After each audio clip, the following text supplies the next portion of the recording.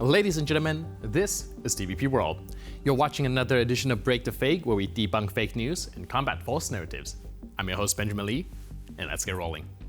The Russian propaganda machine has fired up its engines again. According to all Russia state television and radio broadcasting companies, hero of Russia, Yevgeny Podobny, Russian forces have heroically completely liberated Kursk from Ukrainian troops and uncovered unspeakable horrors. И, конечно, в этом смысле сами параллели, мне кажется, сыграли, потому что, смотрите, на Курской земле вновь поехали танки с немецкими крестами. Ничего себе.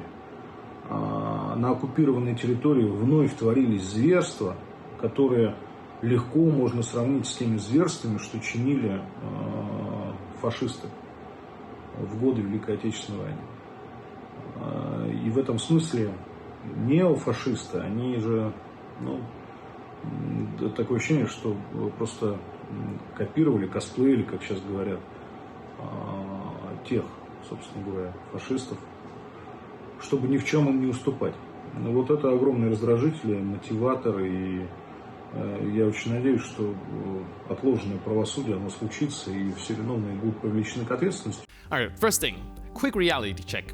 Fighting is still taking place in the area, but sure, wave the victory flag if it makes you feel better. But anyway, that's not the real headline here. The big story they're pushing, well, it's that during this liberation, Russian troops allegedly uncovered atrocities so monstrous that they're comparable to Nazi crimes. Heavy words. Let's see the evidence. А какие были ранения у него где? Ранения 3 выстрела в спину, выстрел в голову. И как грудь разорвана. Наверное, когда в спину стреляли, разорвана грудь. И он лежал связанный. Руки связаны были кверху так. И он на всю вытянутую, на весь свой рост вытянутый лежал на полу. Now, Russian state media is flooding social platforms with these type of videos. People talking about supposed shootings and killings by Ukrainian forces and backing up these explosive claims with, we have, no forensic evidence, no independent verification, no third-party investigations, no footage of the alleged incidents, just shaky interviews conveniently posted with the comment sections locked tighter than Putin's offshore bank accounts. Because naturally, when you're revealing crimes worse than those of the fascists, your first move is making sure no one can ask any inconvenient questions. And because it's Russian propaganda, they couldn't resist dusting off their favorite, most overused modern political prop, the Nazi comparison. Because if you can't prove a crime, just slap a swastika on it and call it a day. Now here's why this matters. After Russia's very real, very documented war crimes in Bucha with satellite photos, forensic teams, and dozens of eyewitnesses, the Kremlin desperately needs a counter-narrative. They need to flip the script. If they can paint Ukraine as the real monsters, maybe, just maybe, they can convince a few people at home and abroad that the butcher and victim are somehow the same. The Russian Ministry of Defense has released footage of North Korean soldiers reportedly taking part in the liberation of the Kursk region that supposedly were never there. According to the General Staff, these visiting troops from the DPRK made a significant contribution to the operation, presumed by marching around until someone gives them medals. President Putin personally thanked them for their service and possibly for showing up with uniforms that hadn't completely fallen apart.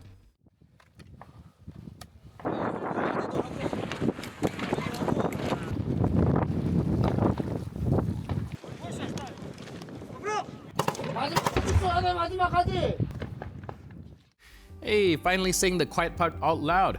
Now that we have two official aggressors on the same team, maybe the world should brace for the grand opening of the axes of desperation.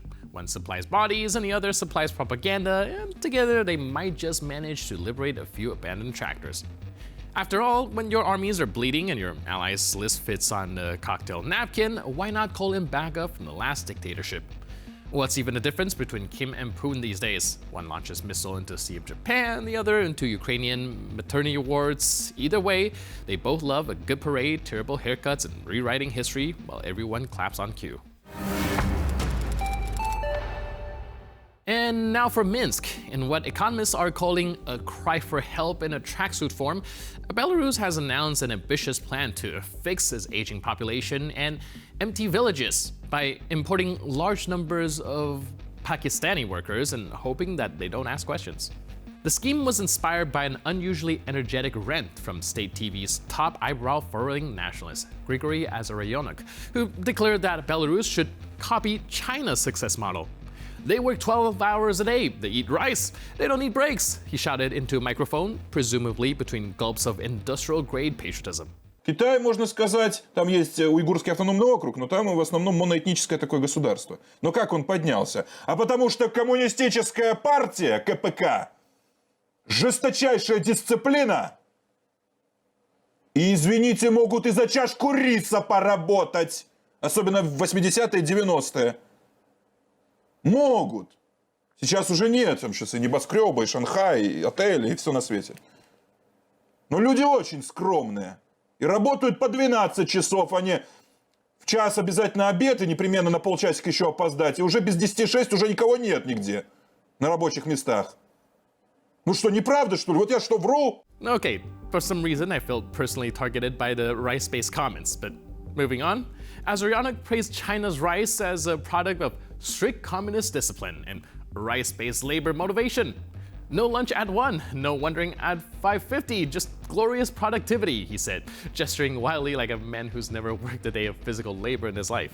Now, Lukashenko's government is reportedly looking to modestly resettle Pakistanians across the country, not at all to be used as disposable workforce in factories that only exist on power plant.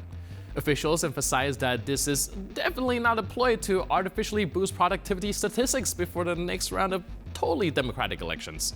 We're not doing this just to make the numbers look good, said one official, blinking heavily.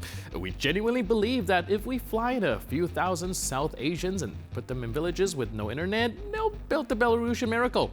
Now, sources in Islamabad said Pakistanis are surprised and slightly suspicious of the plan, especially the part that involves Belarus being cold, authoritarian, and located where Europe keeps its leftover SARS nostalgia.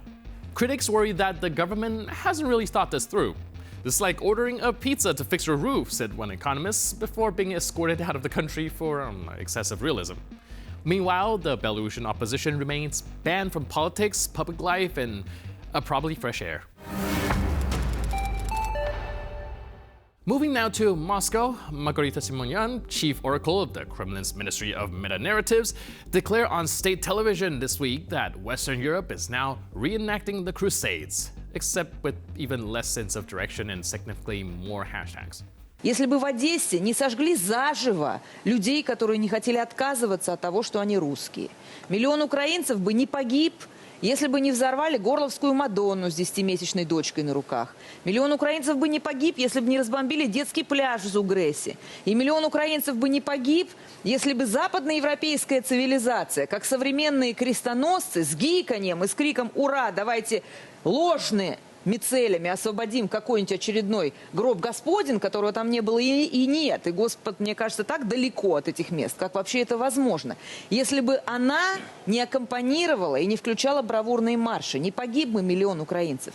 И не погиб бы миллион украинцев, просто если бы русским не мешали всего-навсего оставаться русскими. Modern crusaders have rushed off, shouting hooray to liberate non-existent Holy Sepulchre, Simonyan proclaimed with the confidence of someone who thinks Google Maps is a Western psyop. And the Lord, I suspect, is as far from those places as humanly possible. Now, historians were quick to note that the Crusades ended sometimes around the 13th century, and that Western Europe hasn't tried to liberate a tomb since the last Dan Brown novel. Sources close to the Lord declined to comment, though one anonymous angel allegedly muttered, "I left that group chat centuries ago." Meanwhile, Russian state media promised more spiritual insights from Simonyan next week, including how NATO stole Christmas and why God wears Russian rain boots and only watches Russia 1. And with that, we conclude this edition of Break the Fake. But for more news, update, and commentary, please stay tuned to TVP World.